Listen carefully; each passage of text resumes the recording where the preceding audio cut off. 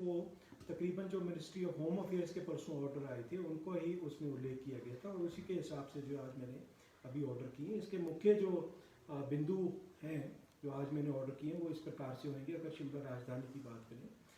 जो कर्फ्यू में ढील है वो अब जो है 5 घंटे के लिए दी जाएगी और इसका समय जो हमने निर्धारित किया है वो 9:30 से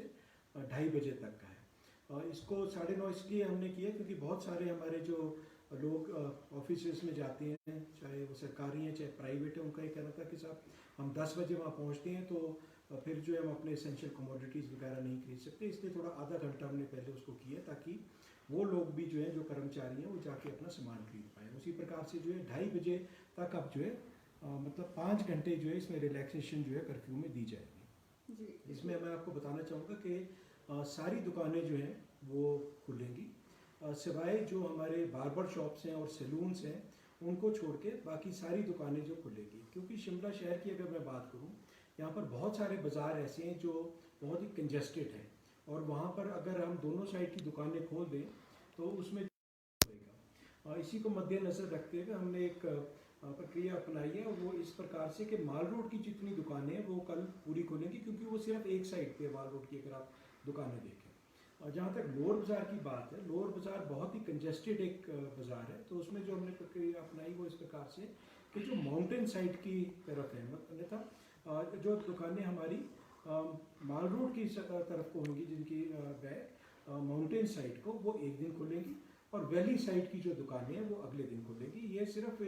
इसी को मद्देनज़र रखते हुए किया गया ताकि सोशल डिस्टेंसिंग के नॉर्म्स जो हैं उनका जो है पालन हर कोई कर पाए, क्योंकि उसमें आवाजाही भी अब लोगों की बढ़ेगी। रोड बाज़ार में उनका भी जो है चलना एक तरफ से दूसरी तरफ को होगा और साथ ही साथ अगर हम दोनों तरफ की दुकानें खोल दें उसमें दिक्कत होगी। उसी प्रकार से जो संजौली बाज़ार है उसमें कुछ एक एरियाज ऐसे हैं जो बहुत वहाँ पर कंजेशन है, उसमें भी जो है हमने एक प्रक्रिया इसी प्रकार की अपनाई है कि जो डेंगू मंदिर साइड की जो दुकानें हैं वो एक दिन खुलेंगी और जो वैली साइड जो हाउसिंग बोर्ड कॉलोनी की तरफ की दुकानें हैं वो अगले दिन खुलेंगी। इसी प्रकार से कसुमटी बाज़ार जो है, क्योंकि वहाँ पर बहुत तंगी है, अगर आपने भी देखा है वहाँ से गाड़ियाँ वगैरह आती है, बहुत लोगों को परेशानी होती है, तो उस बाज़ार में भी हमने यही प्रक्रिया अपनाई है कि एक साइड की दुकानें एक दिन और दूसरी साइड की दूसरे दिन खुलेगी। जो अन्य बाज़ार हैं जहाँ पर सड़कें चौड़ी हैं, जैसे कार्ट रोड की दुकानें हैं या बालूगंज का जो बाज़ार है, क्योंकि यहाँ सड़क चौड़ी है, यहाँ पर जो है रोज़ दुकानें जो है खुलेगी। मैं यहाँ पर आपको ये बताना चाहूँगा कि जितनी हार्डवेयर वगैरह की दुकानें हैं ये भी रोज़ खुलेंगी, परंतु इनका खुलने का समय वही रहेगा 9:30 से लेके 2:30 बजे तक। साथ ही साथ मैं यहाँ उल्लेख एक बात और करना चाहूँगा कि जो 65 साल से उम्र के जो हमारे सीनियर सिटीजन्स हैं, जो बच्चे हैं 10 साल से कम उम्र के और प्रेग्नेंट वुमेन, इनके लिए जो है ये घर में ही रहें। इस ऑर्डर में इसका भी उल्लेख किया गया है, क्योंकि जिनकी उम्र ज़्यादा है ये प्राय देखने में आया है कि ये वायरस या संक्रमण कैच करने में इनको ज़्यादा जो है इजीली जो है ये पीड़ित हो सकते हैं। उसी प्रकार से जो प्रेग्नेंट वुमेन है, क्योंकि उस समय पे जो है इम्यूनिटी थोड़ी सी कॉम्प्रोमाइज रहती है, तो इनके लिए भी यही सुझाव है कि घर में बने रहेंगे। साथ ही साथ इस ऑर्डर में जो एक उल्लेख मैंने किया है वो ये है कि अगर आप होम क्वारंटाइन की किसी भी कंडीशन को वायलेट कर रहे हैं या अपने घर से बाहर निकल के मार्केट में घूम रहे हैं, तो आपको जो है उसमें कानूनी कार्रवाई आपके खिलाफ की जाएगी और आपको इंस्टीट्यूशनल क्वारंटाइन जो है 14 दिन के लिए उसमें आपको हम शिफ्ट करेंगे। इसका देखिए मुख्य उद्देश्य यही है, होम क्वारंटाइन में रखने का हमारा ये था, क्योंकि अभी इस वायरस का जो है इसके खिलाफ कोई दवाई नहीं बनी है, कोई वैक्सीनेशन नहीं है जिससे हम बचाव कर पाए। क्योंकि शिमला शहर में अभी ये ग्रीन डिस्ट्रिक्ट है, यहाँ पर अभी तक कोई केस नहीं हुआ, तो इसको मैंने माना था कि एक आइलैंड है और यहाँ पर अभी सब सुरक्षित हैं। जो लोग बाहर से आ रहे हैं, हो सकता है कि कोई चांस हो कि वो संक्रमित हों, तो इसीलिए जो होम क्वारंटाइन की हमने प्रक्रिया रखी थी कि 14 दिन जो है घर से बाहर नहीं निकलेंगे। मेरे को तो कुछ केसेस में देखने में आया था कि लोग बाहर निकल रहे हैं, तो इसीलिए जो है इस प्रावधान का जो है मैंने अपने ऑर्डर्स में उल्लेख किया कि अगर आप किसी भी होम क्वारंटाइन की कंडीशन को वायलेट करते पाए गए तो आपके खिलाफ कानूनी कार्रवाई जो है अमल में लाई जाएगी और उसी प्रकार से जो है आपको इंस्टीट्यूशनल क्वारंटाइन में जो है शिफ्ट कर दिया जाएगा, जहां एक सरकारी हॉस्पिटल में आप 14 दिन में के लिए रहेंगे। मेरा आप सबसे जो होम क्वारंटाइन हो रहे हैं, आप सबसे ये अनुरोध है, निवेदन है कि आप अपने घरों में बने रहिए। ये आपके लिए भी अच्छा है, आपके परिवार के लिए भी अच्छा है और समाज के जितने हम लोग हैं हम सब के लिए ही अच्छा है कि 14 दिन का आप अपना जो है वहाँ पर समय गुजारें और बाहर आएँ। और उसमें भी थोड़ा मैं आपको बताना चाहूँगा, होम क्वारंटाइन का ये मतलब नहीं आप घर में चले गए और जो है अपने जितने परिवार के लोग हैं उनसे मिल रहे हैं, उठ रहे हैं, बैठ रहे हैं, उनके साथ खाना खा रहे हैं, टीवी देख रहे हैं, क्योंकि वही लोग जो है फिर बाहर मार्केट्स में आएंगे। हो सकता है कि अगर आप संक्रमित थे तो वो कैरियर्स बन सकते हैं और वो बाहर आकर जो है औरों को भी संक्रमित कर सकते हैं। इसलिए मेरा आपसे निवेदन है, घर में भी जब आप रहें तो आपका एक अलग कमरा होना चाहिए, अलग टॉयलेट होना चाहिए, वहीं पे आपको खाना मिलेगा। और जो अपने परिवार के सदस्य, आपको भी बताया कि लोअर बाजार के ही अगर आपको मैं उद्देश्य आपका उल्लेख करूं तो उसमें यही था कि सोशल डिस्टेंसिंग को मद्देनजर रखते हुए हमने एक साइड की दुकानें एक दिन पे और दूसरी साइड की दुकानें अगले दिन जो है वो उनका खुलने का जो है समय चिन्हित किया है। ये इसीलिए किया गया ताकि क्योंकि अब दुकान के अंदर भी ग्राहक नहीं जाएंगे, वो सड़क के ऊपर ही जो गोले लगे हैं सोशल डिस्टेंसिंग को 1 मीटर या 1.5 मीटर के वक्फे पे लगाए गए हैं, उस पर वो खड़े होंगे। दोनों साइड का बाजार अगर हम खोलेंगे तो उसमें जो सोशल डिस्टेंसिंग के नॉर्म्स वायलेट होते थे, तो अभी भी जो है उसी प्रकार से लोग जो है गोलों में खड़े होंगे और वहाँ पर पुलिस की भी तैनाती होगी जो रेगुलेट करेंगे कि साहब जो है आप सोशल डिस्टेंसिंग को जो है मेंटेन करके रखिए। साथ ही साथ जो है कल से जो है लोअर बाजार में 1 वे एंट्री रहेगी, शेरे पंजाब से लोग एंटर करेंगे और जो है सीटीओ की साइड पे एग्जिट करेंगे और माल रोड की भी जो है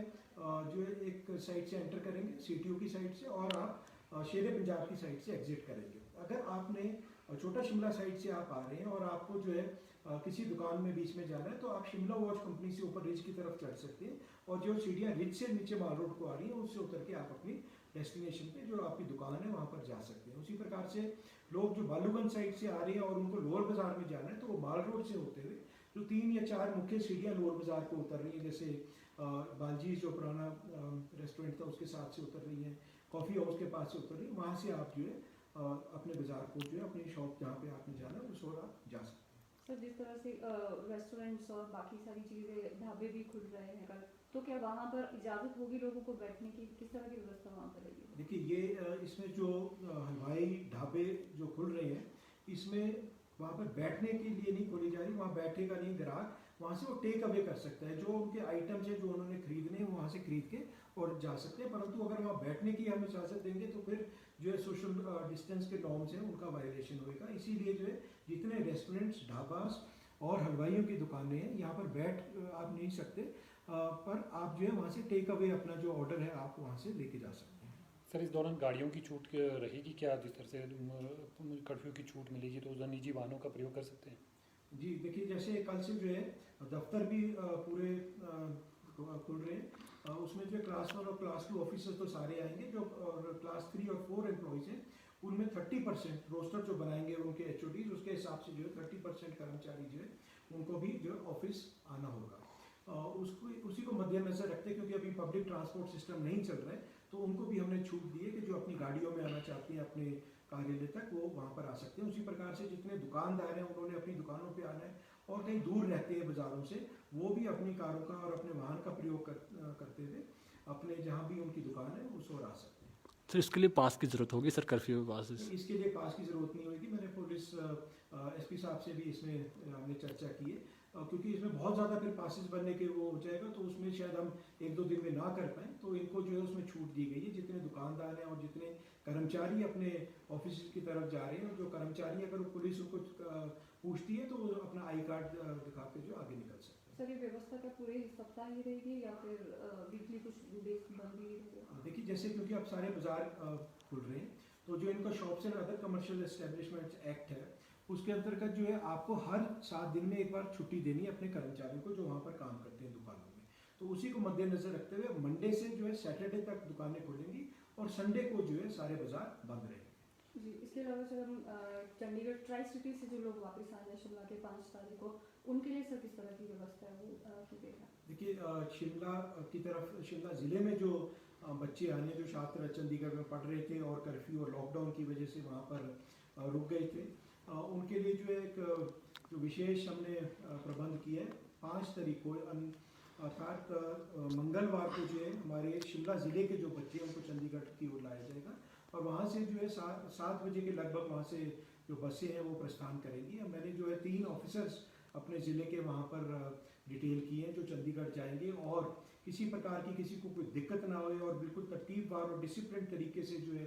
जो बच्चे वहाँ पर हैं वो बसों में चढ़ें और अपने घरों तक पहुँचे। मैंने 3 अफसर यहाँ से जो है वहाँ डिटेल किए हैं, पूरी लिस्टें हमने बनाई हैं जो बच्चे अभी तक हमारे पास और हिमाचल भवन चंडीगढ़ में रजिस्टर हुए हैं। हमारे यहाँ से जो बसेस जाएंगी उनके ऊपर